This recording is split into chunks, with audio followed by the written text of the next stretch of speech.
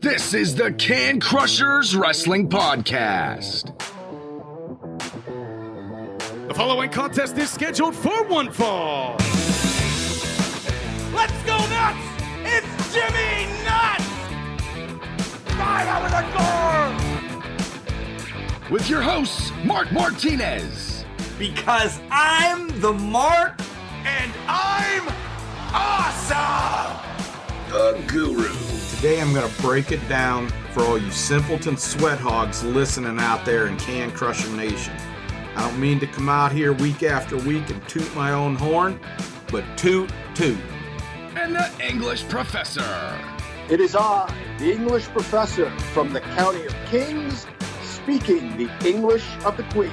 Hey, this is former WWE superstar Duke the Dumpster Drosy, and you are listening to the Can Crushers Podcast.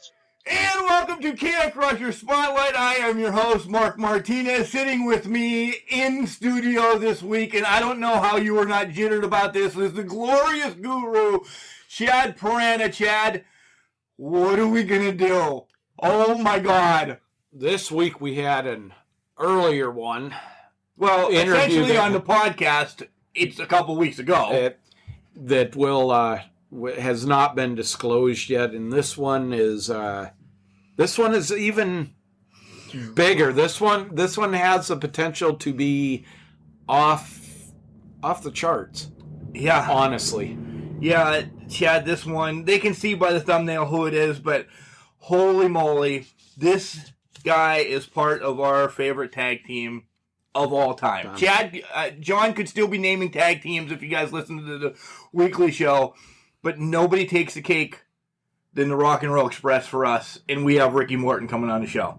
Yeah, this is, it's a thing to meet him and everything like that, but this is going to be within reason because we're not that show, but this is going to be kind of a gloves off interview. Yeah. And he's ready. So we might need to I don't know, at some point have a warning depending on how this show goes. I'm sure we'll have to tag this as explicit. I'm sure that it'll be tagged as explicit, and it's okay. If you guys have seen any of the shoots on YouTube or like that with Ricky, he's very open. He'll come out and tell you the bare shit's in the wood. Yeah, he has no problem with telling the truth about anybody. So let's take care of our business that we have real quick with Al Snow and Collar and Elbow. Call Ricky and get him on the line because I'm just jonesing. I really am. Yeah, I want to get this done. And, Al's probably ready for his mid-morning nap, so we need to get his business done so he can go to sleep again. Collar and Elbow hats, hoodies, tees, all the wrestling apparel that you guys want. We're going to keep it short. We have a promo code. It's Can Crushers. All one word, capital C in Can, capital C in Crushers. You save 10%. Al's here to tell you about more. When we come back, Ricky Morton is joining us on Can Crushers.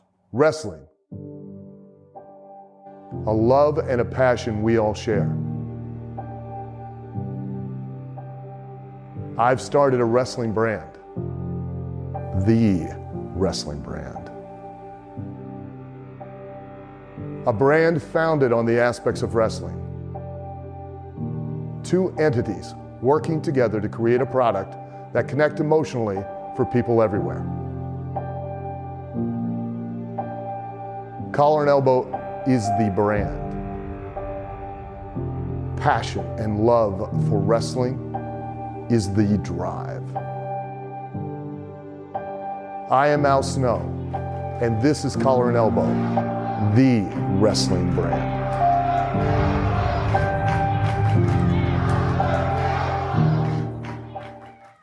And welcome back to Can Crushers Wrestling Podcast. Chad, multi-time tag team champions. We could go over the list, and we will, but the number one thing is we have half of our all-time favorite tag team on Can Crushers right now. Welcome to Can Crushers, Mr. Richard Morton. Should I call him the York Foundation one? Or should I say Ricky Morton? I would say he's probably going to want you to say Ricky Morton, or Yeah. he's going to Not Richard Morton from the York Foundation? No. Ricky, how are you doing? Man, I'm doing great, but let me tell you, buddy, over the course of the years I've been in this business, I've been called a lot worse. Promise you that. Right. Especially being home here with my wife. But, no, my real name is Ricky Morton. Right. R-I-C-K-E-Y. No Richard's got to do nothing with it. That was just a little fix-up we had with the York Foundation. So how many interviews? How many interviews you actually start with the York Foundation? Not many. That's how weird we are here. Not many. Not many at all. You know what? I had a great time being that part of the York Foundation. You know, it was at a point in time where they were changing. They were bringing corporate people into WCW, people that didn't know whether to wind their butt or scratch their water about our wrestling business, and putting them up there. But if you guys noticed, the last time I was on AEW and they power drive me, I had a original York Foundation shirt on that night from back in the early 90s. I did notice. We did notice that. That's how much, Ricky, we've we've watched you from Mid-South, and then when we could get a hold of earlier tapes of you and that, we've always tracked your career. I mean, it's we're not trying to blow smoke up your butt or anything like that. You are the reason that we loved wrestling. You and Robert Gibson are the reason that we started loving wrestling, and still at 48 and 46 years old, travel as much as we can to see wrestling. Yeah. Man, that's, let me get a little sentimental here. It's one of the greatest compliments that a person can ever hear in my wrestling business. So, I wanted to tell you guys, thank you very much. But you see, my business, I still love it. I enjoy my business that I've been in. Now, I know you heard this same thing. If you enjoy what you do, you never work a day in your life. Well, that's a bunch of bull crap. Everybody has his own passion. But no, I love professional wrestling, dude. I love being a part of it. One thing about me, I'm 64 years old. I'm still in the ring every now and then, especially now with my son. But I love the business. Even at my school, you can't train like it's 1985 no more. Where it's 2001, and you got to bring these younger people up. And the hardest thing there is to do is to make these younger guys understand what our business is about. And I'm going to you, and I'm going to say that it's not about a Hurricane Corona. It's not about a Canadian destroyer. It's about none of that. It's about learning and understanding our business. And when you do that, that's when you absolutely fall in love with this business that words couldn't even begin to say what I really feel. Ricky, with you just mentioning, you can't train like you did back in the mid 80s. Is that a good thing? Bad thing? I mean, is it, how do you look at wrestling today versus when you were breaking in, when you were at the height of your career in the NWA as champions and that? How do you look at wrestling versus then? Well, it's glad you asked me that, because I'm sitting here and, and I told you earlier when you asked me a question, I like for it that, when you answer questions like this without rehearsing, you really talk from your heart. You try to understand. Earlier in my business, our business was a real sacred business, but you've got to see as the years go on, technology, you can give a finish right now, and a person in California would know it before I told the guy 6 feet down from me. That's technology. You know what I'm saying? Yeah. Our day, we didn't have that. Our day, which I like for the boys anyway, because all through, and I get to this in a minute, always stood up for the boys. Because in our time we didn't have, and which is really great for now, is all these wrestlers have guaranteed money. They have contract money. Some of them are more. They make more in 1 year, and I made 46 years in this business. And I'm being truthful, but see, that's good for them. That's good for the boys. But training and breaking into our business, it seems like now that everybody I meet is a professional wrestler. You know, they work independent. They do this right here. They want to do this, and they really. And it's hard. I don't like to talk, say, because things slip out every now and then. I don't want to. But, everybody you meet thinks they know everything about our business, and basically they don't know nothing. That's my whole part about this business. 9 out of 10 times, 1985, but, we were going when Dusty was Booker, Bill Watts, and all that. You didn't even get your finish. And do you understand what I mean by finish of the match? Yeah. Yes, sir. Okay, you didn't even get your finish until you got in the ring, and the referee told you. Whoever was Ronnie West or Tommy Young or whoever we were with, and they didn't tell you what you're doing. They just told you who was going over, who was going under, and that was it. How many times I stepped in the ring with Flair, and you better be prepared that Tommy Young y'all going down Broadway. Okay. That wasn't stuff that was just set up. And Rick, even if you didn't go 60 minutes, you went 58. I got to say that for him. And my hat's off to him, but I'm not jumping from limb to limb. Our business is a whole different thing from 85 to now. Different people, different things. Our business was so sacred. And our business could be a lot better again, as to me, because if you watch TV today, and I love watching because I love to get to know the wrestlers and understand who they are, what their names are, and when you meet them, that's something because they know me, and I want to know them. But see, without people knowing stuff, our wrestling could be back there again. You watch WWE, hell, half the people on there look just alike. You have to look twice to figure out which one's who. And I'm serious. Yeah. You don't have no more of the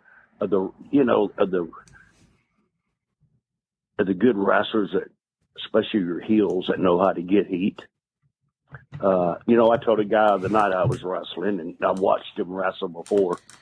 And I told him, he told me, he says, when I go to the ring, some of the people might cheer for me. And I looked at him, I said, they're going to cheer for you because you want them to. Okay, you don't know how to be a heel. And that's an art that is lost. So that's a part I'd like to get back into these bigger companies, just teach these guys, It's like me, and you think real life. Look at what's real life. What's WWE? I mean, the guy be on the mat and they kick him 47 times in the head. Okay, now you stop from my age. When I was selling, I could sell one kick to the head better than I can 47. And it's all, see, that's what's taken away from the realistic of our business. If I kick you 47 times in your head, you're going to be dead. Really? Yeah. I would imagine. You see what I'm saying? It's little things like that they have took away from our business, and that's why people, unless you just have your turnover ratio for fans, you don't give them nothing to turn over, nothing that really interests them into what to see. No real personal issues on angles, because they don't know how to do it no more. And sometimes you have to go into real personal things in people's business to really do an angle. You're going to have to go back to that to get the attention of the people. Hey, and I have just the idea for it. but that's what the way I look at it. Our business is, it changes, and you're going to have to accept change. in our day, you work the left arm. Nowadays, you work your right little toe, but you got to be prepared to know how to do it. It's a whole different ball game. And if you don't go with the flow, that's why I'm 64 years old and still involved in wrestling, because I accept that. And it's nothing that I could ever do to make it come back that, but I know I can do things to get the people's attention back to watching our TV more. That's a great place to lead me for one of my questions that was going to be down the line, but I'll bring it right now. Flair said that wrestlers in you guys' day could do some of the crazy stunts that they're doing now. He said Steamboat. We've seen you at WrestleCade 2019 and at AEW do a Canadian Destroyer. Do you agree that Steamboat could have done some of these? Anybody else, hint, that could have been just as crazy doing these stunts back then? And do you kind of agree? Well, you could have, but why? Because I'm getting back to you, as personal angles, right? Personal issues. When you can work a high spot into your match, but you don't work 20 of them into it. I swear to God, a lot of times you watch wrestling like watching a circus. You're looking for the people swinging. And, we say the same thing. Doing the trapeze acts and stuff. And then you could tell. So listen to me now. You could tell when they're fixing to do something real big, because all of a sudden there's 20 guys out by the ring to catch them. You see, we don't need to do that. Yes, I can do a lot of things. Back then I could do. My big deal back then was the Hurricane Corona. But when I did it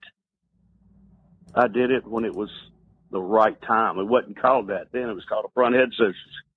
And, it's just, and we didn't set them up in the back. Do you notice in wrestling today, It's like a play-by-play match. It's like a quarterback having the plays on his arm when he goes out. You see him read his arm. It's like they're reading their arm. All right, high spot number 1, high spot number 2, high spot number 3, and nobody takes the time to really to sell. It's what makes a great babyface. And I say this about it, that you have some of the guys in our business that wasn't the greatest workers of all time. But don't get me wrong, I'm not saying that. Take for instance Hulk Hogan. Hulk Hogan was a good big guy. He was great, but he wasn't your best workers in the world. But one thing that he did absolutely phenomenal was he sewed. Yeah. That was his whole match. And if you understand that, he sewed to rip his shirt off or whatever he's going to do, or to make that big comeback. You see, that's gone. And that's why you don't have the big pops like you do now. But it's still there. You just gotta know how to introduce it back into our business and to get it there. And that's where Ricky Morton comes in. Thank you. When do you think that left the business, where the selling and the storylines, everything that would actually pull you in and be fully invested in wrestling? When do you think that left to what you said it and we say it every week, the circus show is there? No, it left when they started signing contracts. Everybody thought that if you sold, it's going to show your weakness. Everybody's trying to get a bigger contract than somebody else.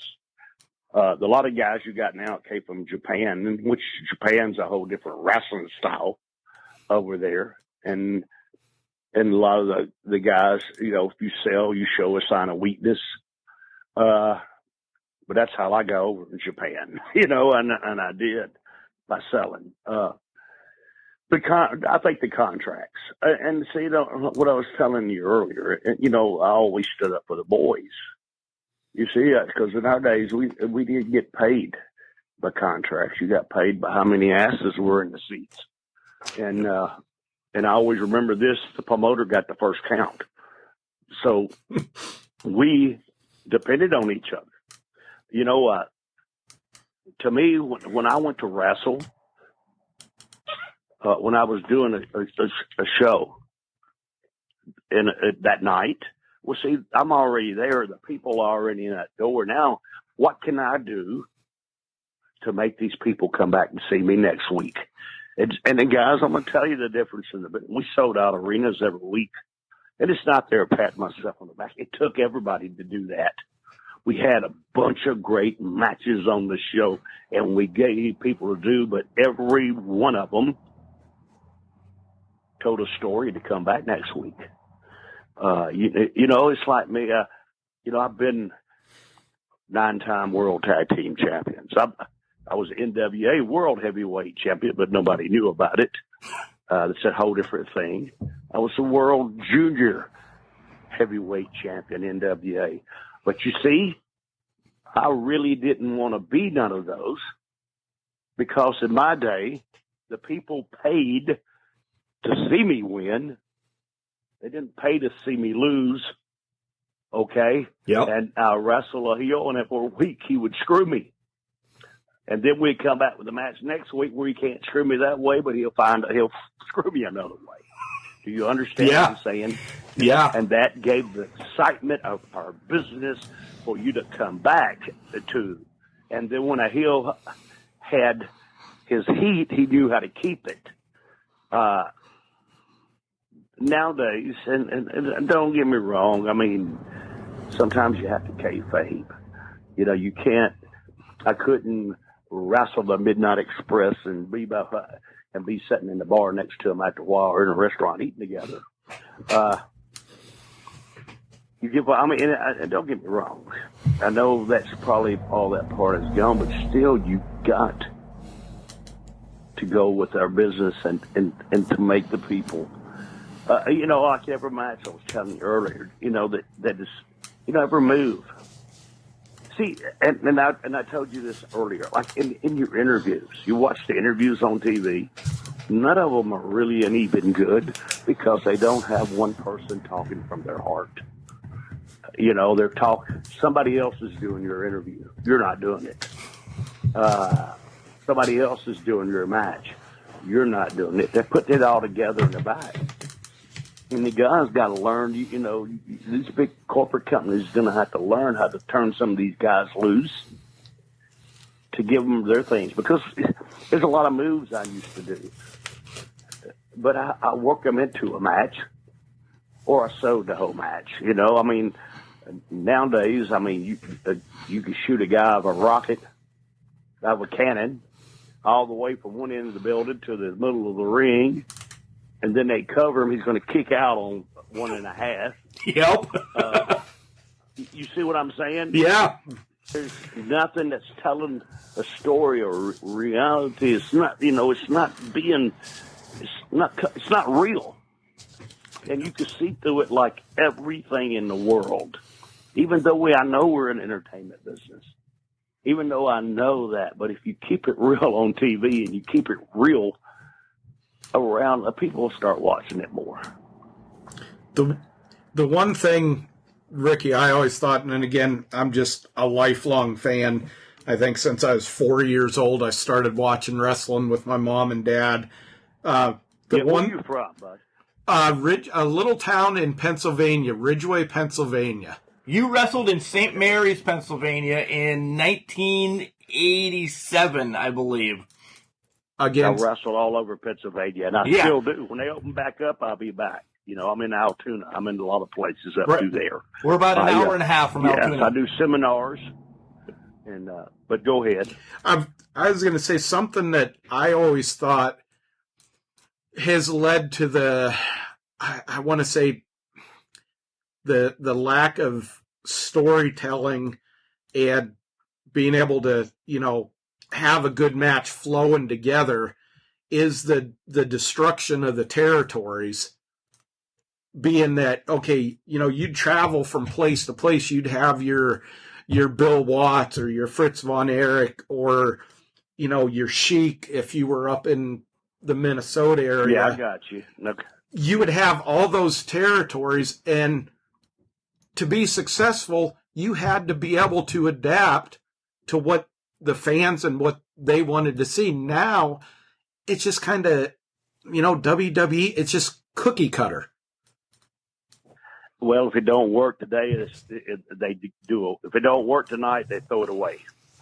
But basically, I'm going to get back to what you're just saying, where you did have your territories.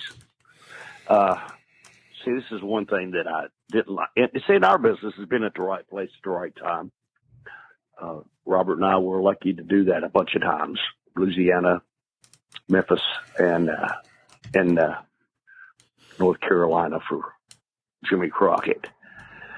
But the one thing that you got to understand about territories is usually they're either owned by the top babyface or they're owned by the top heel. When you went into a territory, you usually knew what you were going to do, but that was just it. It's the way you made a living. But everything was based around the owner. And that's when, that's when you had all your heat, your big time heat, because, you have a baby face that will come in and get over better than the baby face that owns it.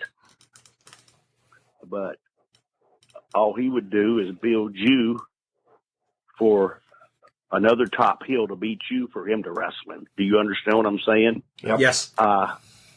Okay. That was the whole thing of territories. I hated territories like that. I like territories where the owners didn't work, and the booker didn't work, because and I'm going to get into a whole thing here, and it wasn't all the times where the booker pushed himself. See, I had one of the greatest relationships ever with Dusty Rhodes. Okay, Dusty was one of the best minds I ever seen in this business. And it wasn't the part about Dusty pushing himself. It was the part about Dusty that he knew what he wanted in his mind. And then you look at the baby faces in your territory and which one of them are capable of doing exactly what you wanted. Okay? Mm-hmm. Now, I used to go by the office, me and Dusty. Don't get me wrong. I mean, Dusty had a lot of FU fights. But I respected him, and he knew that. Matter of fact, I did an interview with his granddaughter not long ago, Dustin's daughter, and Terry. And she told me that she asked Dusty who was the greatest baby face ever in business, and he told her me. He said Ricky Morton's the greatest there ever was. But it wasn't the part about that. It's that the part that I understood what he wanted. And see, the guys today are not understanding what they want. They're wanting to do that, plus do a dive over the top rope or a gainer. But that makes no sense. You see what I'm saying? Yep. That's the reason, your territories I didn't like. Because, if you went in, and see, it'd be at the right place at the right time. When Robert and I went into Louisiana, Bill Watts, the top babyface when we got there, and I want you to stop and imagine this, was Abdullah the Butcher. That's crazy. Abdullah the Butcher, the top babyface, because Bill Watts just finished his angle with it.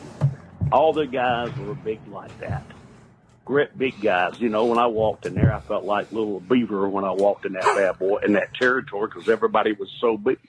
But the reason Abdullah was the top babyface is Bill Watts just finished his angle with Abdullah, and he turned Abdullah babyface for Abdullah to put over the next heel coming in for Bill Watts to work with. Do you see what I'm saying? Yep. You're on the same path with me here. Okay. We really are, yeah. That's what was bad about our territories. But when we got there, Bill Watts was ready to retire, and he brought Bill Dundee in to be the booker, and he wouldn't let Bill wrestle. He was just a booker, and a smart thing. That's the reason North Carolina would do good for a while, because they would bring in, before Dusty came in, they'd bring in Wahoo to be the booker. They bring in Dory Funk to be the booker. They bring in the Briscoes to be the booker. But you see, what are you doing any different? But see, when Dusty came in, he brought in a variety of people that, it's just like, when the first day that we came in and won the world titles, I posted not long ago, the victory row that was heard around the world. You see, all that was called in the ring. I don't know if you know that or not. You hear me? Yes. Yeah. We didn't know it was called in the ring. Wow. Yes. It came Dusty, told me something to do something fabulous at the finish. And that's what wound up. And it's hard to explain that to you. I mean, you're not in the same dressing room. Bobby Eaton's one of my best friends in the world, but I never seen him until I got in the ring with him. At the arenas, they dressed on one side of the building. We're on the other side of the building. You can't pay him. You talk to him, you got fired. Yeah. But getting back to what, Dusty, I understood what he wanted. If you notice, go back and watch all the ankles. They scraped my face. They broke my nose. They did my shoulder. Jimmy Cornette hit me in the throat with the tennis racket. You see, because I understood what Dusty was going to with this, and I knew how to tell that story week after week after week. And don't get me wrong, I'm not taking away from Robert Gibson. Rock and Roll Express was made on me and Robert Gibson. But you have to now I'm getting to the point of understanding our business. And that's one of the things that has been lost. I'm trying to teach my son that. I told my son the same thing. My daddy was a wrestler. My son's a third generation. I was second generation. When we started this off, he told me, he said, listen, I'm going to explain things to you that you're not going to have a damn clue what I'm talking about. I'll be better off talking to that wall because he'd understand it better. The wall would. And I did this a lot. I did the same thing. David Cash, Chase Owens. And I was trying to tell him, I says, what I'm trying to tell you right now is it's just going to hit you one day. You guys play music? Yeah, for sure. Okay, you remember when you first started and all of a sudden your bars started going together, your notes started going together. And then if you see what I'm saying, it was understanding how to play the music. One step at a time. Like that in wrestling. Yeah. Yes, it's like that in wrestling. But no, you still don't. What I'm trying to say is, do you guys remember Kid Cash that was in WWE? Yes. Okay, he was one of my guys. And and he wouldn't go with me no more because I'd get on to him and you don't know what you're talking about. And then he went to WWE and it was like 4:00 in the morning. He called me. 4:00 in the morning. Ricky, what are you doing? Well, I'm laying out here by the pool getting some sun. What are you doing, David? 4:00 in the morning. What do you think I'm doing? But that's what he called to tell me. He said I couldn't go to sleep tonight. I said, got so much on my mind. Something happened to me in the ring tonight. And everything that you tried to tell me, it hit me at one time in the ring. He says, God, I thought I knew everything. Boy, I didn't, did I? You see what I'm saying? Yeah. Yes. And that's what's lost in our business. A lot of times you throw guys in positions they don't need to be in. Sometimes you have a lot more Chiefs than you do Indians instead of working together.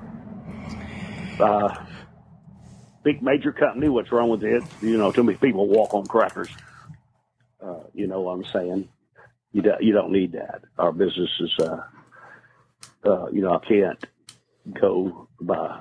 Well, Vince said this. Well, I don't give a shit. Vince has got billions of dollars. Okay, Vince can say whatever he wants to, but this is a business that we all got to work together with, and that's just the way I feel. But go ahead, Ricky. You brought up some of your time in Mid-South and then your first NWA match. What was your feelings coming from the Mid-South feud with Ted DiBiase and Steve Williams, and then coming straight into the spotlight, you know, for the NWA tag title. Well, you know, when you're on top looking at territory in Louisiana, you know, and then all of a sudden you're offered this spot to be on nationwide TV, you know, it's always there. And it was really mind-blowing to go, you know, and I got to say this, you know, Dusty was really, you know, at that time, because he knew we were going nationwide, worldwide, really, is to come in and to watch what he done. You see, because all your wrestlers have been 6'7", 500 pounds. You know what I'm talking about. Mm-hmm. Then all of a sudden, because years ago you never got a break in our business until your friend became a booker. You hear me? And then most of the time your friends wasn't bookers till you got like 40 years old, because everybody wrestled till they was 70. That's just the way it was.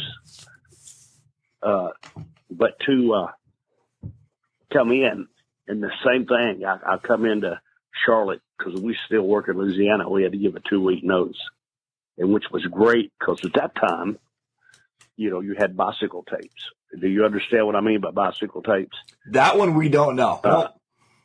Okay, bicycle tape. You know, when you do TV, you know, your tape goes on a bicycle. You know, it'll show this Sunday or Saturday in Charlotte, but the next week it'll show that same tape will show in Richmond next week, and then the next, and it went around the whole territory. You understand what I'm saying? Yep. Now I got you have to keep yourself up with TV when you went with these towns, because some of them were 4 weeks behind, but you didn't have, you know, see, that's another thing bad. You didn't have, you know, all the social media that you have today. Hell, you didn't even have a cellular phone. No. So, but when you went in there and Dusty told his story out, here we are. And you had Ivan, Nikita, and Crusher Khrushchev. And at that time, Nikita was greater than Al Doodoo. You know, he just breaking into the business, and God, was he stiff. But Barry and Ivan, you know, if you watched it, you know, that's a TV show. And see, what was so cool is, because I went to the office, and that was on a Sunday. I mean, on a Monday, and me and Dusty talked. And he told me, he said, son, I never do this, but I'm going to give you the ball. I've watched you. I watched you. I watched your stuff in Louisiana. He says, and this is great. He said, you're 1 in a million. Let me hope that you can do this. As long as you carry the ball, you got it.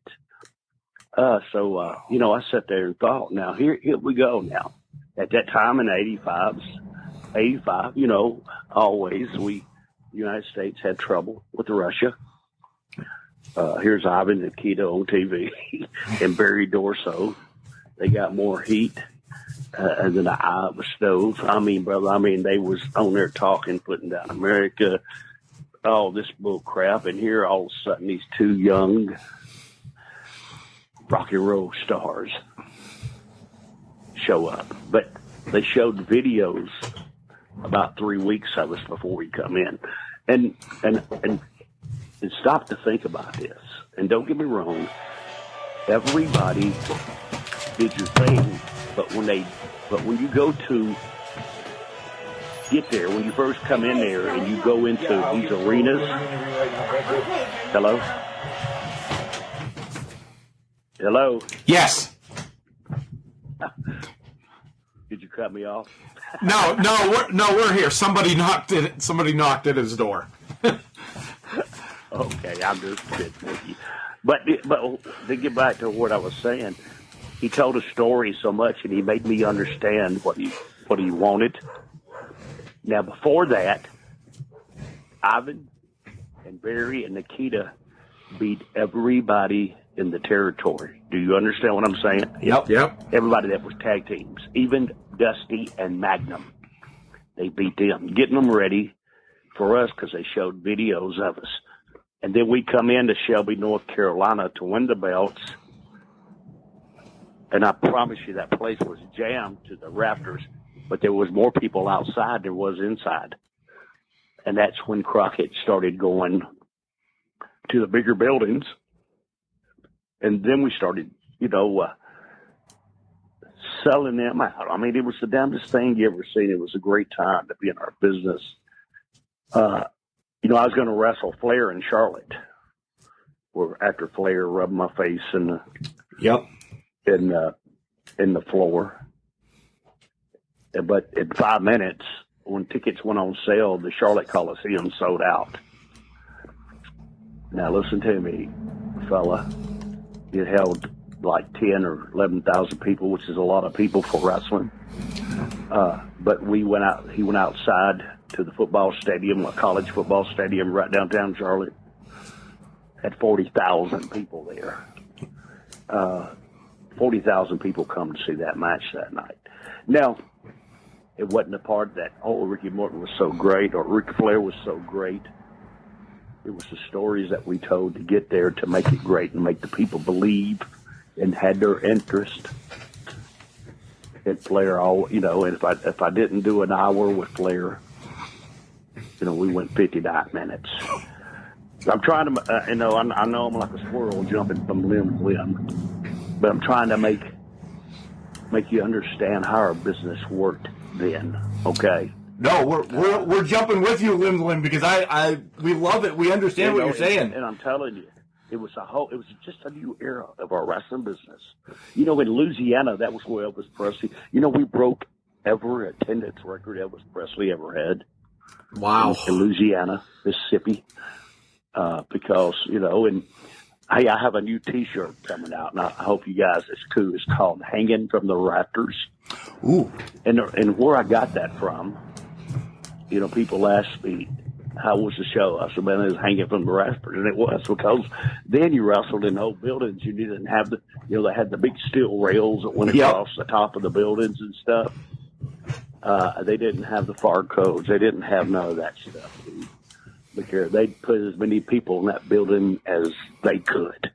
And that's where I got that from. Because I come out one time and there's people were sitting up on them steel beams up there. And I'm going, holy shit, look at that. Robert, they're hanging from the rafters. Very cool. And that's where that come from. It's a point in time in our business that I wish they could get back there, but it's going to take a miracle to get it like that. Yeah, and don't get me wrong. It's like WWE. I mean, when the world opens back up, we're going to be doing good because the entertainment business is starving right now. People are starving for entertainment. To go back, to do something, to get there. When it opens up completely, it's going to go back. But you start to look at before it shut down. Your big and dude, this is a $1 billion business. You're in these big buildings. They only got one side opened up for you to see because the buildings wasn't packed. But you didn't need to because, look at Vince. I mean, right now, didn't Fox Network? I think Fox Network gave him $1 billion, didn't they? Yeah. Yes. For him to put wrestling on Fox. Yep. Oh hell. You see? And then whole different thing. It's a whole different thing from doing it yourself, and then having somebody else to do it for you, especially your advertisement. The way they advertise. Every time I watch, I was watching a football game. Before the lead up to it, and hell, every commercial was about WWE. Being, on TV, they ought to do. The ratings ought to be out the roof. If the ratings not popping 7, 7.5, or 8, they need to fire everybody and get something else going. The way I look at it. All right, now I'm back on this other limb. Okay, Ricky, when you came in, and like you said, the Russians had beaten everybody, including Dusty and Magnum, the Road Warriors, and that. And then you guys come right in and win the belts. Was there professional jealousy from anybody? No, because we depended. And the reason I'm going to answer this for you right real quick. Okay. No, because at that time, you got paid by how many asses were in the seats. Okay. When you go to buildings that are completely sold out, when you go to a building and people walk up to you and ask you, what have we did to, and I'm asking them why. They say, well, people have been camping out here for a week to get tickets to watch y'all wrestle. See, when you do that right there, everybody's paycheck goes up. You hear me? Yep. Okay. Now, everybody's making a lot of money. Underneath guys in 1985, George South, say for instance, a job boy on TV. But he wasn't a job boy. He was a great worker. Back in our days, everybody were great workers. But when you're like that right there and you're making $1,000 a week, I mean, it's like you work you're the vice president of the biggest corporate firm in the world. Yeah. Making money like that. You see what I'm saying? Yes. No. And no jealousy, buddy, because we sold out. And we couldn't sell out if it didn't take everybody in the territory to do that. Here we go again. I'm going to tell it's just things that nobody even understands. When I shot my ankle with Ric Flair, it's 4 weeks on that bicycle tape that goes around that nobody has seen yet. You following me? Mm-hmm. Okay, so they got to get me over in a single matches that I'm not with Robert. Now, here we go. I'm working with Dick Murdoch, for instance. So I'm working it, and I don't get to talk to him in the back. He knows he's got to put me over. We go and we tell our story in the ring. And, and Dick Murdoch, his finish was the brain buster. And back then, when somebody hit you with their finish, they beat you. You were done, yep. Unless you shot an angle and he'll come in, hit you with a steel pipe or whatever. I'm just saying that. But I'm wrestling Dick Murdoch, and this really blew my mind when I'm wrestling him, and I'm in a single match. And he's talking to me, but you can't believe some of the conversations go on in the ring when you're wrestling. When you're good workers, you can do that. He told me, he says, man, you just shot an angle with Flair.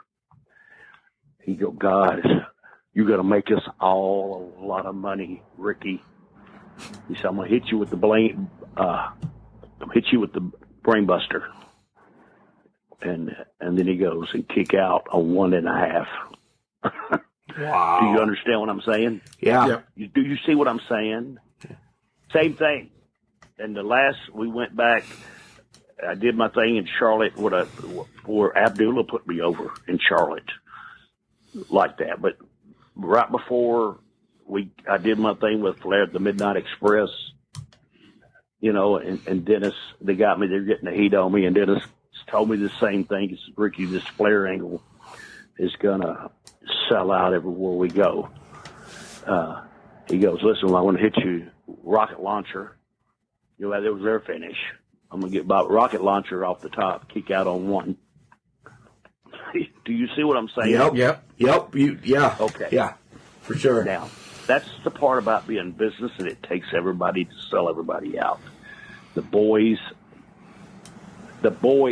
not only TV, but the boys made me what the people thought that I could beat Ric Flair. And that's the reason we had such a great run together. The jealousy? Oh, no. Because one thing that the boys knew about me is I stood up for them. Pay them more money, the underneath boys. And I remember one time Dick Murdoch got in trouble, so me and Robert was the B team.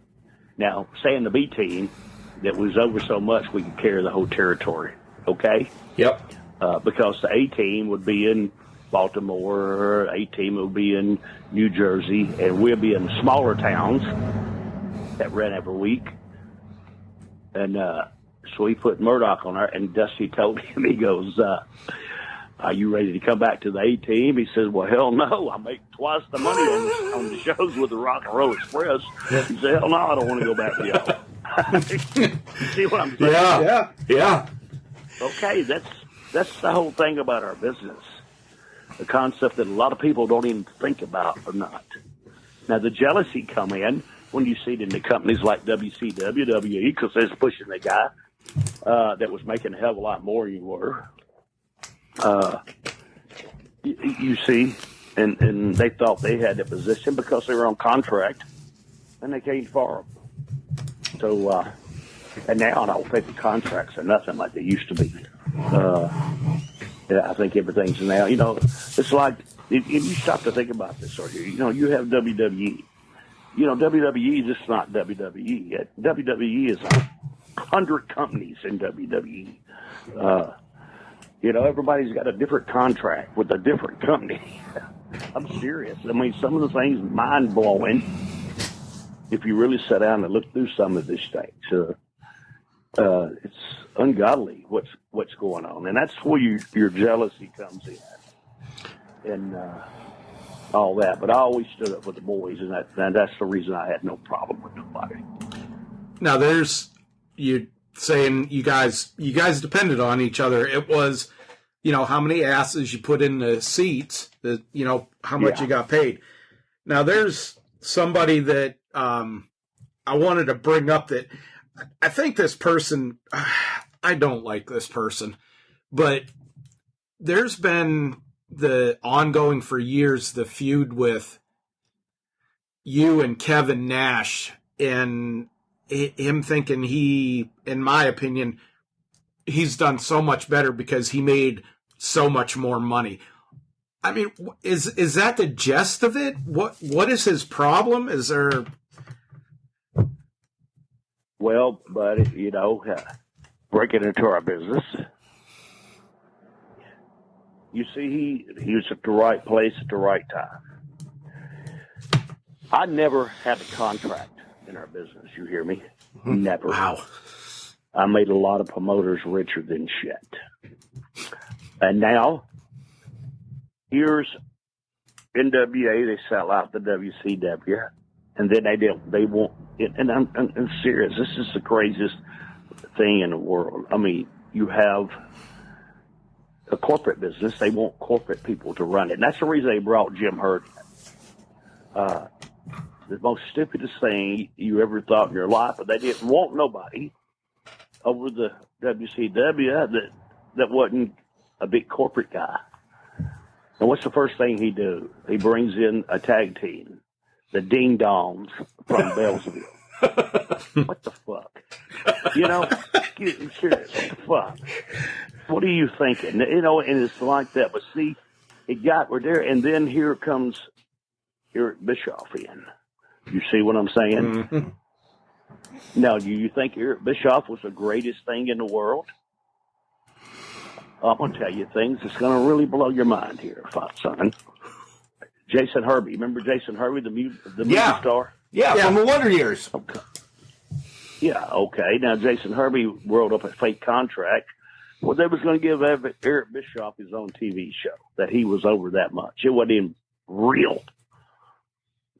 And he took it to him. So they gave Eric full control of WCW. Now, here you go.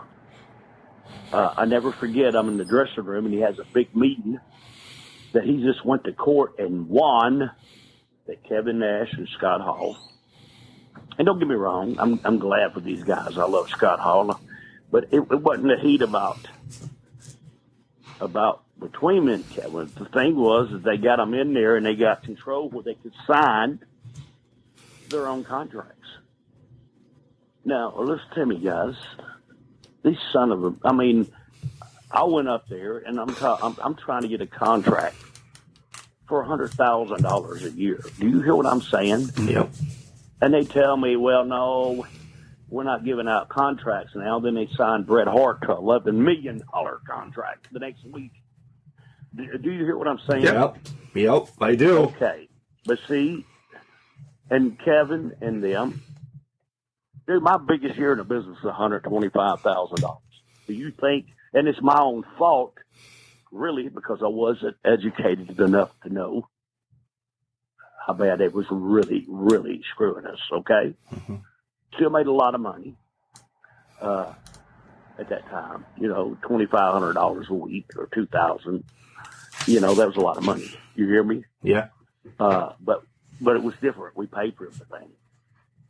But when you signed yourself a contract, that when WCW voted, when they shut the doors, they signed a contract with Ted Turner. You see different contracts.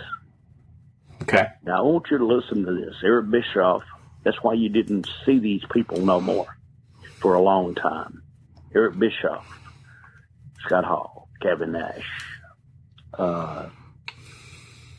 Bret Hart, the other guy, the car guy, big bald-headed guy, what's his name, wrestled there, big baby face. That went to Goldberg? WWE, just on it. Goldberg. Yeah. Yeah. Now, stop and listen to what I'm going to tell you here, okay? They went to the mailbox every week and got a $185,000 check for 3 years. Holy shit. Okay? Okay, now, is it the part that no, it's the part that I just wanted $100,000 a year to feed my family. Matter of fact, I would have set up the damn ring. Listen, I need a job. Can I be on the ring? I didn't get nothing. You understand me? Nothing. So, that's how it's become. You have such a bad taste in the board being personal, because I like Kevin. I do. I love them guys, the boys. But it's the part that they didn't think about the boys. You hear what I'm saying to you? Yeah. They threw us away. They took care of The themselves. ones that built it, they threw us away. And that's my whole point. And, and hell, when you make $125,000 your biggest year in the business, my first wife took all that. You know what I'm saying? I've been happily married a bunch of times. No, I'm just kidding. I mean, my first wife. But it is one divorce and that's gone. You hear me? Yeah. Oh, yeah. So, I do personally. And, you do too, Chad. Yes, yeah, I do we both do. Yeah. So. But I'm just trying to say that's where the heat come in, dude. It's not about that. Look at Eric Bischoff now. He never took a bump in his life. I see him do 1,000 things. And don't get me wrong, I don't hate Eric. You hear me? Yeah. But look, you got a big home in Utah, what it costs $20 million fucking dollars. He went to, he's bought him a place in Connecticut where they hired him for a little while until they fired his ass. But that's how much money they got. You see what I'm saying? Yeah. And here I am, 64 years old, working independent shows because I got to pay the damn electric bill next month. That's my point. Okay. Yeah. Yep. Okay. Ricky. Okay. Ricky, we recently spoke to Nikita Koloff as you brought him up, and we've been talking about the Russians here a little bit. And Nikita, kind of still wants you in the ring or something like that, Chad. He had the Koloff dynasty out there against you and Robert, and he kind of, let's not pull and punches, screwed you guys over. And Nikita comes on the podcast and says, the Russians still have an issue with the Rock and Roll Express. Do you still have an issue with the Russians?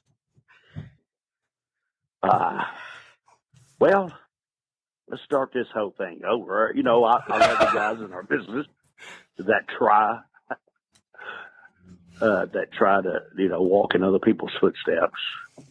But you got to remember, the whole time it's just like any situation, especially with the Midnight Express.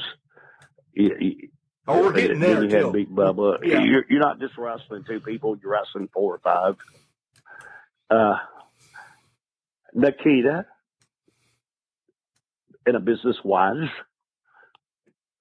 it's still there. you hear me? Yep. We beat the Russians, national TV, for the world heavyweight titles that they thought was a fluke, but it blew the mind off the whole world of professional wrestling. And, talk's cheap. Okay. And, I'm 64 years old, and Akita, I still lace my boots up. You're outside talking. So if there's something you want to do, hey, I have boots and we'll travel. Let's do it. Okay. How can that? Nice. Is that better? That's odd. Yeah. I also have another one. As you know, that we are linked to OVW. Chad Miller says hello. Al Snow says hello. But Al wants to know if you can tell the story about yourself and him in a scaffold match, because there was an issue. Who, me and Al? Yeah. Well, there's an issue because I'm scared of heights. Do you hear me? That's what he said. And really, that's when the best one is when I had. This is the first time this was ever done. I had Al Snow. We were in a cage match, and that's when him and Kane, Unabomber at the time, were partners, and he's the one that the first time they ever did this right here. And I got to say that's with Jimmy. He come up with this. He was up under the ring. Kane was, and he moved the boards over and cut it and come up into the cage. And they had a rope, and they hung me. Is this the same one you're talking about? Yeah. Al said just let you run because you'll tell everything that he would tell anyway. What did he call Ricky? Well, I don't know if it was a cage match or the scaffold, but they had a rope, and he was going to hang me. It was, that and the scaffold and match. He really hung me. Yeah. I'm going, I'm hanging, I'm dying. Cut me down. You hear me? Yeah. And then I told him, I said, Al, you literally don't got to hang me. You got me dangling from up here. It might have been off the scaffold, dude. You know what? And when you ask me about matches, don't get me wrong. I'm not trying. In my career, I was figuring it out about a month ago, and I'm going through books. I have had over 10,000 matches. That's unbelievable. In my lifetime, and I can't remember a lot of them. I remember it, but I can't remember the match. Yeah, because he tried killing you. Right, because he tried killing you. That's why you remember it.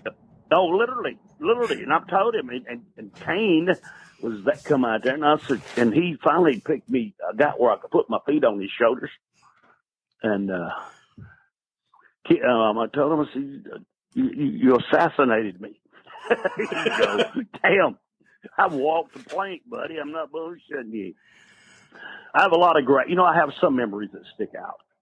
But a lot of them I don't. I go on the network here and go through, find stuff, old matches, and I'll be watching it, and I said, I don't even remember this damn thing. You hear me? Yeah. I don't even remember the match.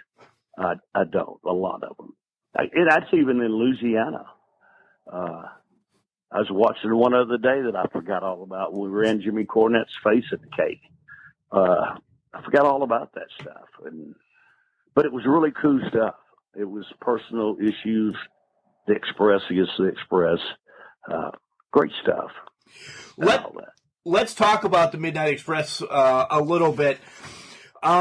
Was your first encounter with them, was it Condrey and Rose? And how is it still, you've answered it a million times on this one, but if you two, you four, you six would all get in the ring right now, it would still sell out. And it's because it's the story, right? I think it would, but if they put it together right, but no, not really. I worked Memphis, and in Memphis, the Midnight Express before it was Randy Rhodes, Norville Austin, and Dennis Condrey. Okay, and that was the first really true Midnight Express, and then Randy Rhodes and Dennis was the Midnight Express there. But this is the time when our business wasn't pop like it was. And, and Randy, I think he lived in Dothan, Alabama or something. I don't know. He lived Georgia or somewhere. And he took a good job, a shoot job, you know what I'm saying? Uh-huh. And then when Cornette come into Memphis, Cornette started off, with a couple other wrestlers, but then when the opportunity came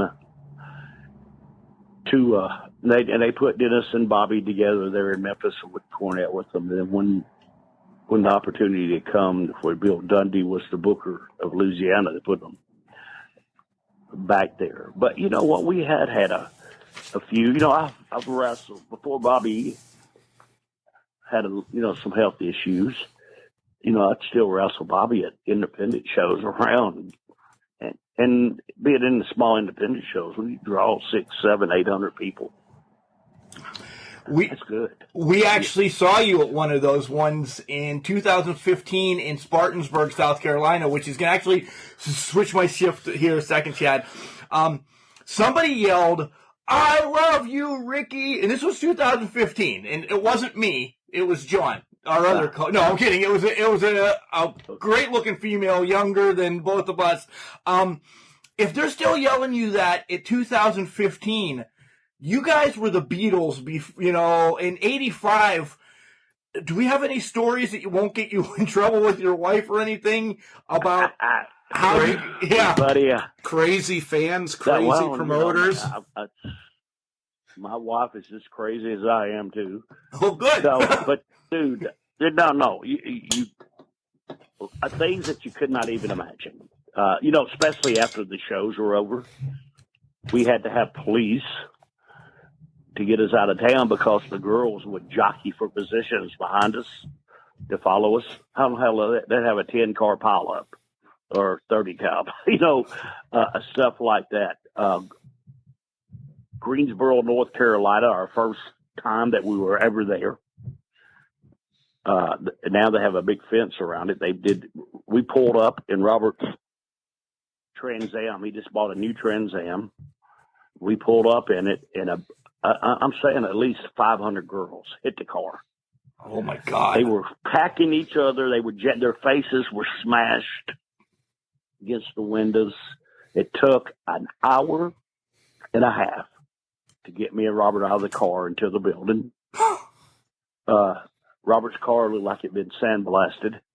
It was brand new. But to get into the other things. Social media kill me. All right. Let me tell you, anything that you ever fantasized once in your life, I've done it twice. Now, if I tell you one story, okay, and I don't tell many stories because half the time that people don't believe you, but if I do tell you one story, and if you catch me when I'm not on social media, and I'll tell you some stories. But I never did nothing bad. Understand me? I never was with an underage woman. Right. As always, made sure. And I never did nothing against nobody's will. You hear me? Yep. Right. But when I tell you one story, that was just one night out of 38 years. Okay. Right. That was just one night. I had some great times. So I think business. I think one of the funniest things I've ever heard Ricky told about that time period was Jim Cornette doing your Hall of Fame induction speech, and he said that Ricky Morton and Robert Gibson had more sex going down to the ring than I had in my lifetime. I got you. You know what? Back in our day, you had a lot of heel fans, too. The guys. And later on, when we got older, I seen them, and there's, they still come to wrestling, and it's just different. And I'm at the ring, and one of them said something to me, and I looked at him, and I told him, I said, dude, I've been with more different girls today than you've been in your life. And then I seen him 30 years later. He said, that stuck in my mind because I had to think. I said, damn, he probably has. But don't get me wrong. It was just, dude, we were rock stars. And literally we were. But I had fun. But remember this, I never did nothing Wrong to hurt anybody. Okay. right. I mean, I wasn't like, it was just what happened at that time in that era. Never underage girls, never hits nobody's wheel. And if I knew they were married, I didn't have nothing to do with them. You hear me? Yep. Right. No, I'm serious. If you were married, I had nothing to do with you. But if I knew it, okay? Right. Most of the time they didn't tell you. Or they lied to you. You hear me? Yep.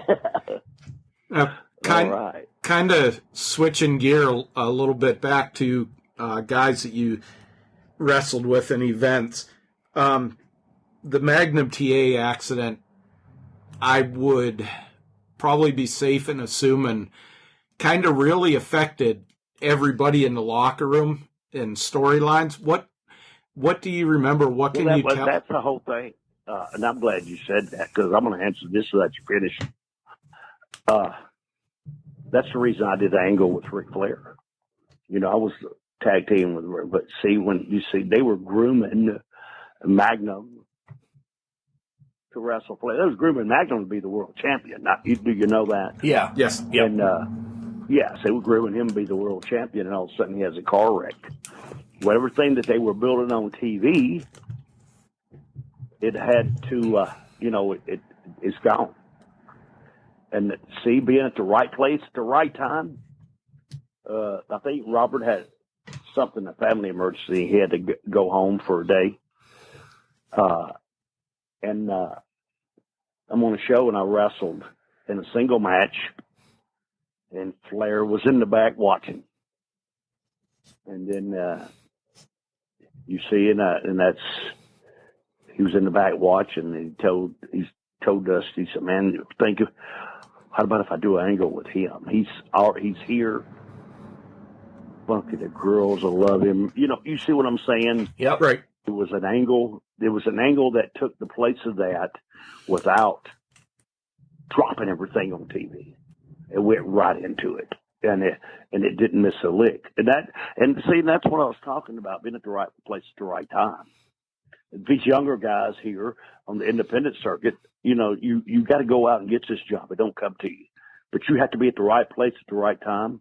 And then when they ask you what to do, it's not, you don't say, huh?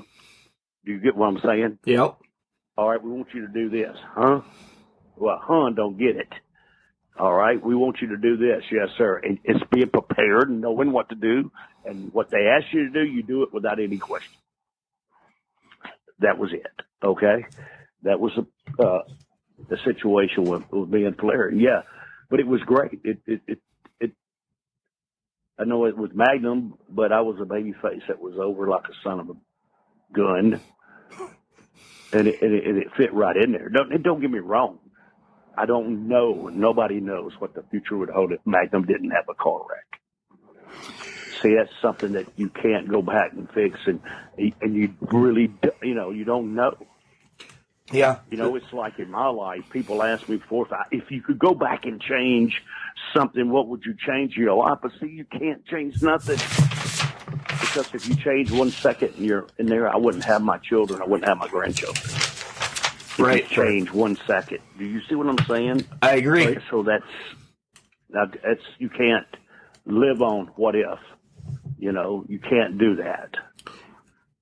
This is, everything has a reason. Everything has a meaning. And that was it. Now, Ricky, with you speaking of the Ric Flair program in that, tell us about the you winning the title but turning it down. What is the story behind that? Well, guys, you really got to understand here. I was at a part of the time in the business that when you get too powerful, okay, in the territory. And that was there. Now, Rick, first of all, I want to start this whole conversation off. You know, people ask you about the greatest workers in the world. But see, it's not that. Rick was just the world's greatest heavyweight champion of all time. And the reason why, and I get back with you here in a minute, what you asked me, and the reason why is Rick gave his all. If you paid to see Ric Flair, he gave you your money's worth. That was every night. You never seen Rick. That's the reason you never hardly seen Rick work on TV, unless he was working the job guy, because if you paid to see your money to Rick, either you went an hour time limit or the match went 58, 59 minutes. Right. He gave you all that right there. Now, I got into the opportunity to this, and, you know, and I even heard the guy we was talking about earlier on his podcast, they asked him about it. He said it wasn't true. He said this right here, but I just want everybody to understand this one person. He has worked for every wrestling company in the world, and he's been fired from every wrestling company in the world. I still love him. Don't get me wrong. You know who I'm talking about right now. Before the rest of the world don't figure it out, it's their problem. When I was on the airplane, you know, it was me, Dusty Crockett. We had a private jet, and you had the big plane, but I was on the private jet because me and Flair, that plane will leave because me and Flair every night, we was an hour per time on it. Well, hell, half the territory's gone home before we even got out of the ring. They're on the airplane headed home. Yeah, they talked to me about it. But the one thing is, if I won the world belt, they wanted to split me and Robert up. No. Now, you've seen this happen with Marty Jannetty and Shawn Michaels, but this is way before then. Way before. Do you understand? Yeah. Right. Robert was my wrestling partner. If that would have happened, it would have killed him in his business. It would have killed him. You hear me? Yep. And I wasn't going to do that. We went through it several times. Now, beat Rick, not just one time, a bunch of times. I mean, not because hell, we wrestled every day for 3 months. You know what I'm saying? Yeah, I beat him for the belt, and I give it back to him. And I just told him no. I didn't want it because I want you to know that on that airplane was business between us. Nobody, this is behind closed doors, and nobody else done it. Now, and I heard him say, if he did, well, he's stupid. He shouldn't have did that, really. Now, me, I have beliefs in myself.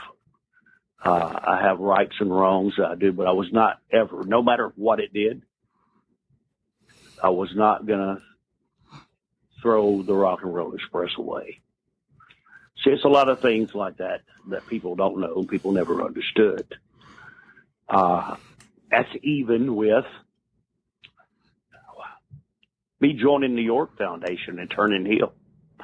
People goes, how could you turn heel? And this is one of the fewer times I ever said this, and I don't know if you heard this or not. The reason I joined, that because when I started my angle, that was when Magnum TA got hurt. Now, at the other time, when I joined the York, that's when Robert got his knee hurt. Yep. And he was out for 6 or 7 months. Do you hear me? I'm lost in the shuffle. Yep. Okay. No partner. Joining the York Foundation. And what they asked me to do was to team up with Brad Armstrong and become the new Rock and Roll Express. And I told him no. Wouldn't do that either. Okay? Thank you for, I love Brad Armstrong, but thank you for not having a new Rock and Roll Express. No. And I told him no. That's the reason I turned heel. And I worked with the York Foundation until Robert come back. And if you watch it, when Robert came back, I wrestled him at Mortal Kombat, I think, or something like that in Washington, D.C. or in Baltimore. It might have been Baltimore. I don't know, but me and Robert finished up, and me and him went to Smoky Mountain Wrestling. Working for the guy I was just talking about, but I love him. There's a lot of things he don't know. Okay? A lot of things some people are not right about, but they want you to know that they know everything there is to be known. Me, when I wake up every morning, I don't have to worry about who I might meet out today because you're going to get hurt, and that's going to happen to somebody. If you know that or not. You got to know when to hold them and when to fold them. That's I had never talked about that much. But no, I was not gonna be a new Rock and Roll Express, and I wasn't become the world champion for them to turn for Robert Gibson not to have a job. Okay. Yeah. Ricky, Thank you. That was great. That's behind the scenes. That's really great stuff. I love that. Go ahead. Ricky, what has you and Robert, a.k.a. Hoot, to his friends, you guys have been together for, it's got to be 38 years. I was going to say 40 years. 39 years, I think, maybe this year. I mean, how do you do that? What has made it so you guys stayed together for so long? Because after all those years, and I'm telling you guys, if you come to see us perform, the people, it's still there. It is. And right now I'm trying to, and we're backing off a little bit. We still do things. I'm trying to get my son in this bed. He's going to be great, but I won't let him go nowhere right now because one thing that I didn't have was an education. He got a 4-year scholarship to college, and he's going to finish that before he does anything. But Robert and I, it's still there. Robert and I, and Robert became part of my family over all these years. I was with him more than my wife, and I don't even like her. But we're just together. And don't get me wrong, we're like, if you're with us, all the boys tell you this. We're just like that old married couple now, bickering and fighting and arguing, But at the end of the day, we stuck beside each other. And it's just after all these years. And believe it, nowadays, truly, your wrestling fans are the older wrestling fans. Yeah. Like I was telling you earlier, you don't have no turnover no more.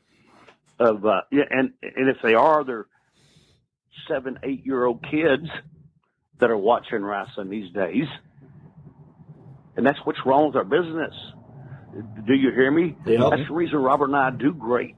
It's because the majority of our wrestling fans now are the ones that was then. Because they're not making you wrestling fans, and that's what's horrible about our business. Sorry to say that, but that's the way I feel anyway. Well, Billy Corgan was trying to do that as well with the new revamped NWA. You guys were a huge part of it. You guys were going to go to the Crockett Cup that got canceled that we were going to sit in the second row at, and that kind of pissed us off. Yeah. But tell us the experience working with that NWA, and are they coming back? I know every other federation, Indy and everything, is kind of back a little bit, but they're still kind of silent. Do you know anything? Well, buddy, they're still kind of silent because, the NWA is built on the old NWA where they film in Atlanta. You don't want to change it. Atlanta's completely shut down for any kind of stuff like that, even their filming and all of that. Basically, I believe they will come back. I was glad to be a part of it, but it's still NWA 35 years later. Yep. Or however long, maybe more than that, but 35 years later, was put into an opportunity because, you see, even though when they put the world belts back on us, I didn't want to do it, but listen to me. I understood what they were doing. Okay? Right. And I'm serious. I wasn't there to win the titles because I wanted to be a hero. Oh, here Ricky Morton is 63 years old and he's the world champion. No, I understood what they were doing and what they were trying to build. And that's what people don't understand in your haters that come on there. You know, I wrestled Dick Ollis there on TV for the world heavyweight title. There's a lot of other guys, but I understood what they were doing. And a lot of people don't do that. And you know what? Nick had one of the greatest comebacks He did. I ever heard in my life. They asked him, "What'd you wrestle Ricky Morton for?" So he out of hunger. He goes, "Listen, if you played music, would you like to go on stage with Mick Jagger?" And the guy looked at him real funny. He said, "I never thought about it like that." He said, "Yeah, I did. I could say in my lifetime later on in my career that I wrestled Ricky Morton." Isn't that cool? That is awesome. Yeah. I want to say I'm in the same room as you. Yeah. I'll say the one thing about your last NWA tag title win. The only thing, Ricky, that I was blown away by, and it was sacrilegious to me, was having Cornette jump into the ring and celebrate with you guys. I was like, what? Well, listen to me, buddy. This is caught in the moment, okay? Now, I'm going to tell you something here, because that was, you know, I understood what they was doing, and I think that was Jimmy's idea. The match and the crowd, and Cornette is, you know, and still being in our wrestling business, you still get caught up into something. How you tell a story, how the finish is going to come off. Yeah. And I think it was a lot of Jimmy's idea. You hear me? Yeah. But when we pulled it off, it was great. It was magic. I mean, and Jimmy, you know, Jimmy wasn't supposed to hit the ring. He just got caught up in the moment, because what he did, it come true right before his eyes. And went, holy shit, this is over. I mean, that's what he come in the ring for. God, that was great. You hear what I'm saying? Oh, I absolutely loved it. He was caught up in the moment, and watch it. Even though the matches were in entertainment business, but the feelings were real. It was like, holy shit, you know, that's something else is lost from our business. You hear? Yeah. It was there, the emotions, the thing, you know, and me, I'm 63 years old and I'm blowed up, but I gotta hand this, and I'm gonna say this. This is what our business is lacking. Wild card, Thomas Vladimir. Is that how you say his name? Vladimir, yep. Yes. Never been in the ring with him before. Now, I want you to listen to what I'm saying to you. And this is what makes it great, because it don't get out. I didn't know 5 minutes before the match that we was going to win the world titles. You hear me? Yeah.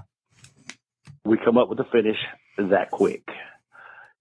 But when I got in the ring, and this is what, see, in our business, what makes good workers ain't people that do good hot spots. Good workers is going to the ring, telling a story, and you can work with everybody. See, a good baby face can change his style. See, I have to work Bobby Eaton different than I did Abdullah the Butcher. You see what I'm saying? Right. You don't hit Abdullah with the tackle. You don't do different. And a lot of guys don't understand that. But when I got in the ring with Thomas, and I'm not here to impress anybody. Sometimes it's the other person that makes you look like you're 23 years old. You hear me? Mm-hmm. I locked up with Thomas. I took him over in the headlock, and I gave him, I don't know if you guys know what the office is. If you don't, I will one day. I'll tell you that.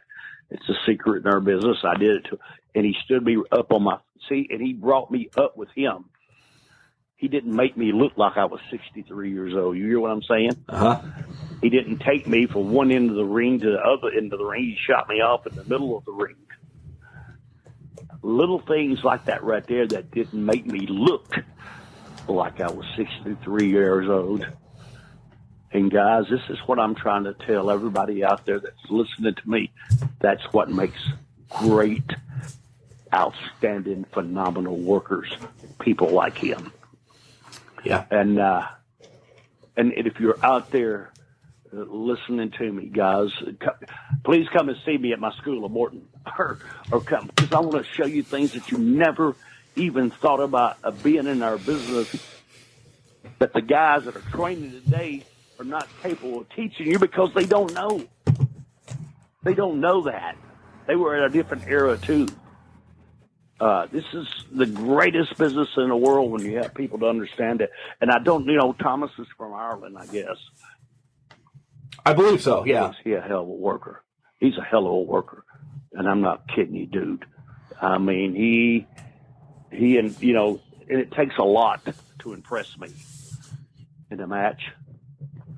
Most of the time I tell the guys, will you watch my match? Well, if you want to impress me, eat apple and shit a fruit salad. That would impress me.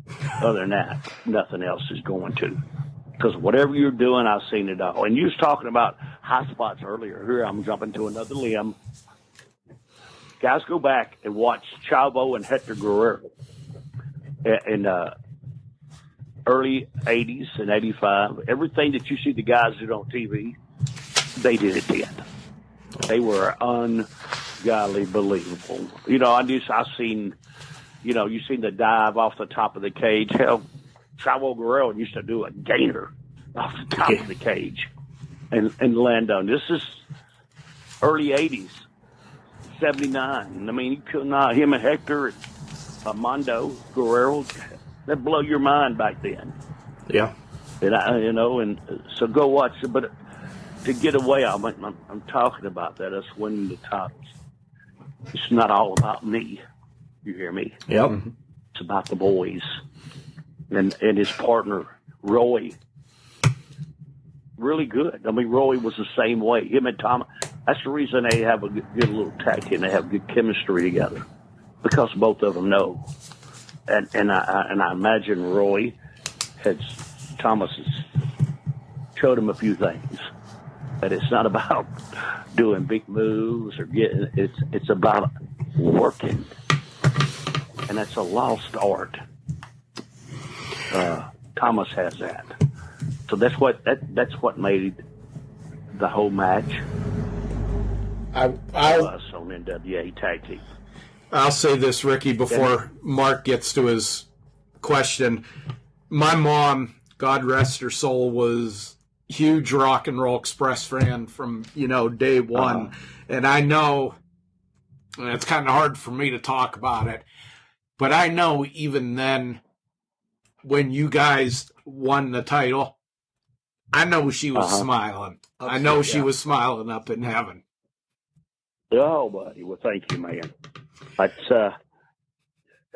it's not the part about us becoming world champions again. It's the part about understanding where they were going, and I still don't. And see, that's my business. I still don't talk about it. I still kayfabe at the shows, Right. And I do. Greatest business in the world. I love this business, guys.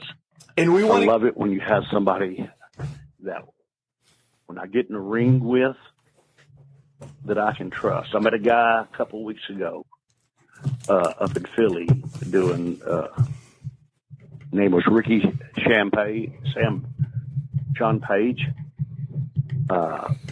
This guy's got it going on. He's got a hell of a future of him because, do you know what I'm talking about?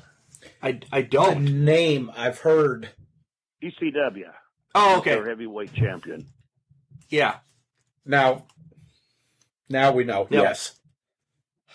Dude, this boy's special. And it's not, when he worked with me, it's not the things that he did, it's the things that he didn't do. You see what I'm saying? Yep. Mm-hmm. There's only a few in our business that is like this. And he's one of them.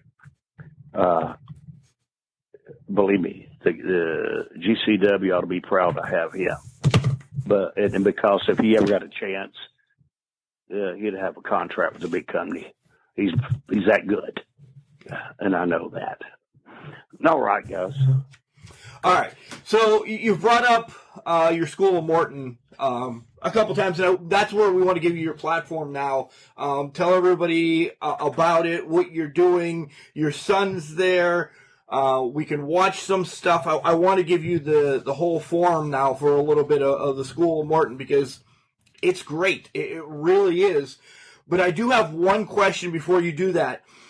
Do you think it is good for young independent wrestlers to go out and this is a pump for myself too, to search for podcasts to learn interviews as we throw questions at them instead of having everything scripted for them?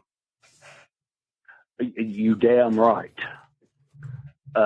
Everything that they could do to be talking, they need to start doing it now. This is the greatest,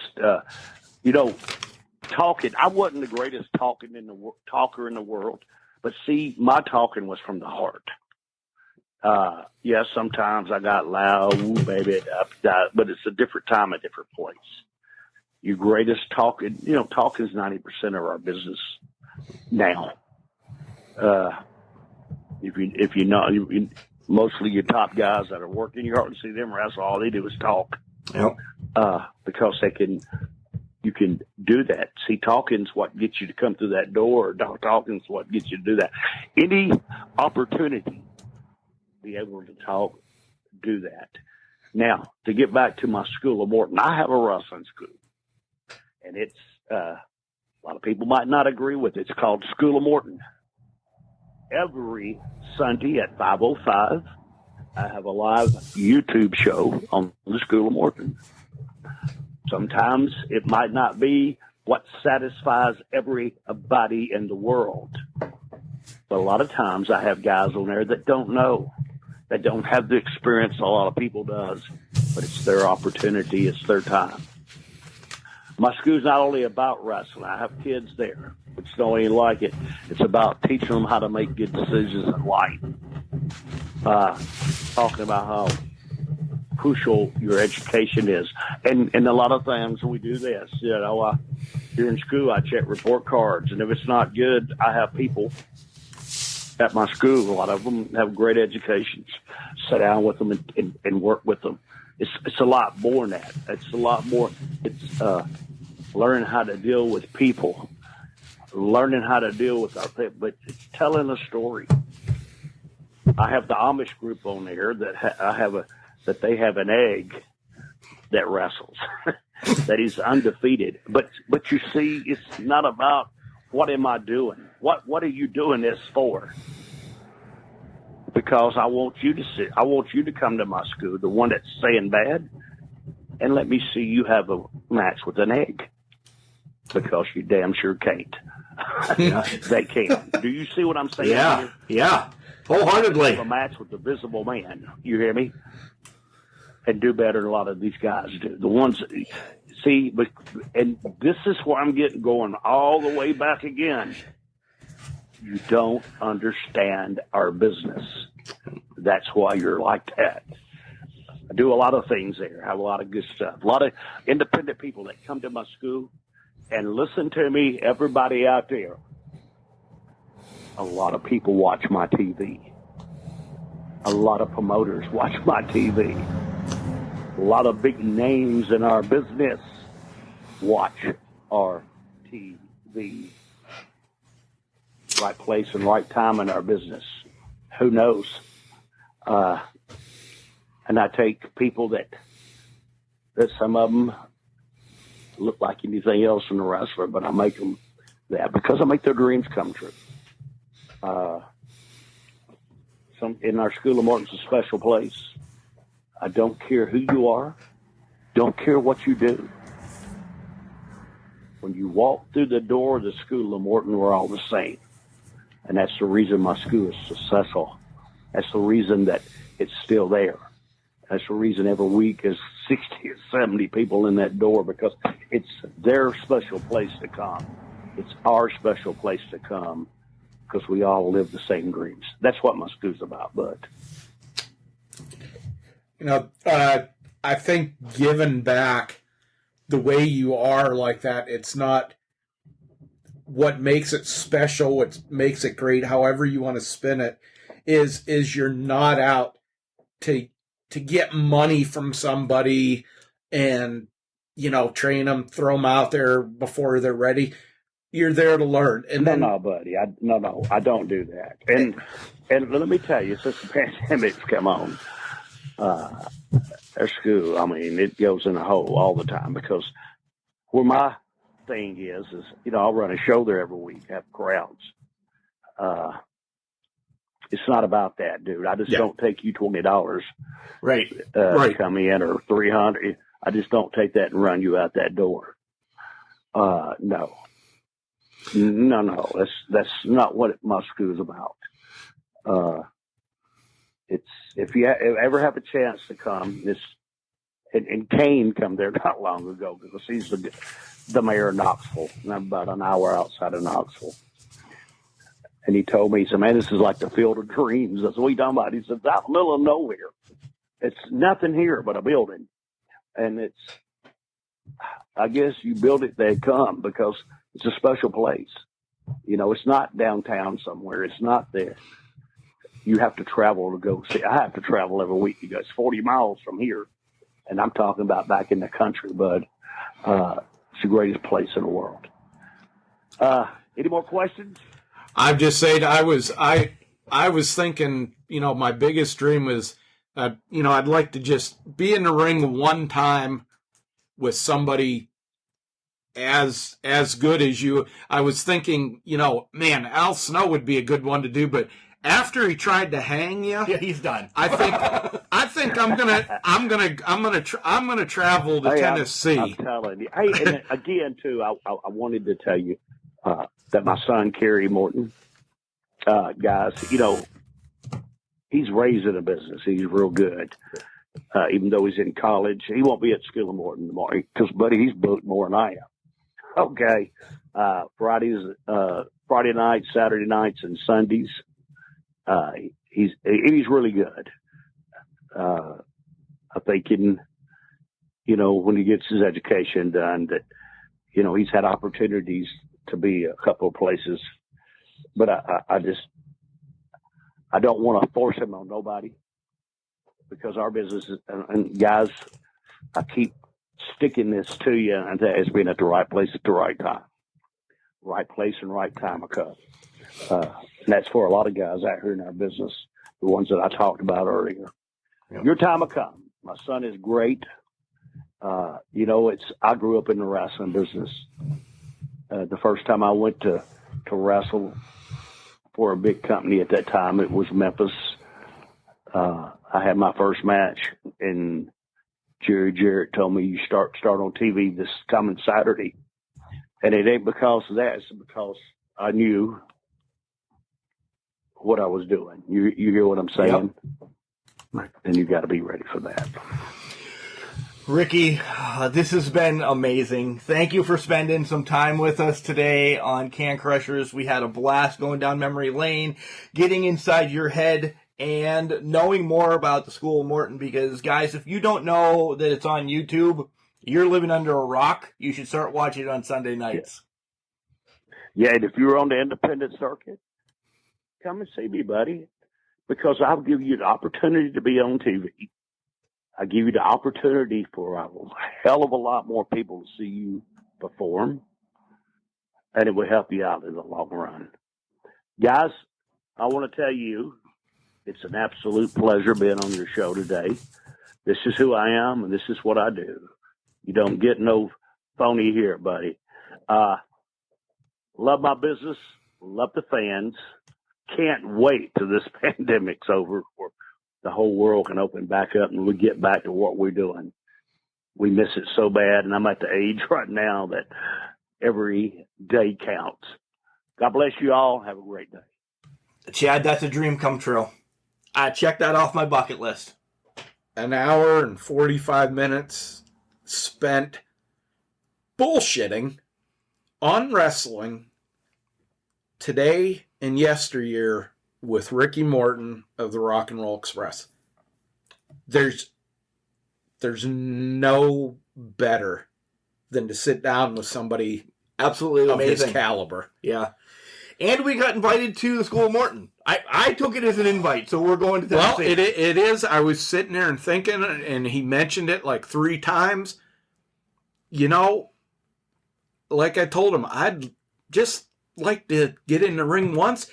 If I get my ass kicked, I get, whatever. I don't care where I'll get my ass kicked.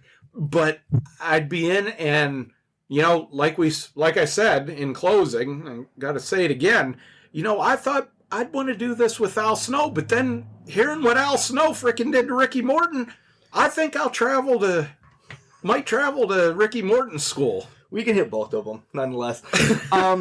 38 years in the business, close to 39. We might as well just round up to 40 at this point.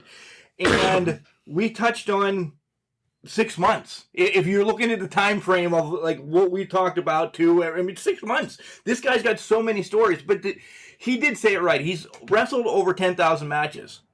You can't remember them. You can't. Yeah, unless something huge happened in him. Like being hung by Al Snow. Like being hung by Al Snow. Their debut match and winning the NWA tag title. His last match in WCW. Thomas Latimer. They love him and Isaacs. Yeah, that he paid tribute to those that he felt, are doing the business right, that he can say personally. He didn't go by hearsay or somebody else's opinion. What he said, everything he said was personal, hands-on experience. Yeah. And coming from somebody who been in the business as long as he has, and then, something that I researched and I told you beforehand, 64 different championships, 80% of those being tag team, of course. Right. Over 37 different organizations. That's unbelievable. Every major organization that there is in wrestling, from when he broke in to now, he's held a title in. Unbelievable. This during the interview, Chad, as Ricky was talking, and you're staring at the microphone, and I'm just staring at the picture of them that was on the studio wall, and thinking, man, look at how young they are there. It's just amazing. We saw them 35 years ago in St. Mary's. We saw them WrestleCade. We saw them at the Crockett Cup before WrestleCade. We've seen them on AEW. And they're my favorites. I love the Macho Man. I love Owen. I love all the indie stars. There's something about the Rock and Roll Express, and he touched on it, that they just have it, and they've got everybody. 38 years they've been a tag team. They've had their ups and downs, just like he said, just like an old married couple. But 38 years they've been together. They're, his family is Gibson's family. Gibson's family is his family. And we didn't get to talk about Hoot that much on the show because it was just like we were here. You start him on 1 or 2 things, yeah, and he would go 10, 15, 20 minutes, and we'd just agree, let him know that we were still here and alive, and he'd just go. That's a great interview. I am bubbling right now. But all interviews this good must come to an end. So Chad, just remember, just because you're trash doesn't mean you cannot do great things. It's called a trash can, not a trash cannot.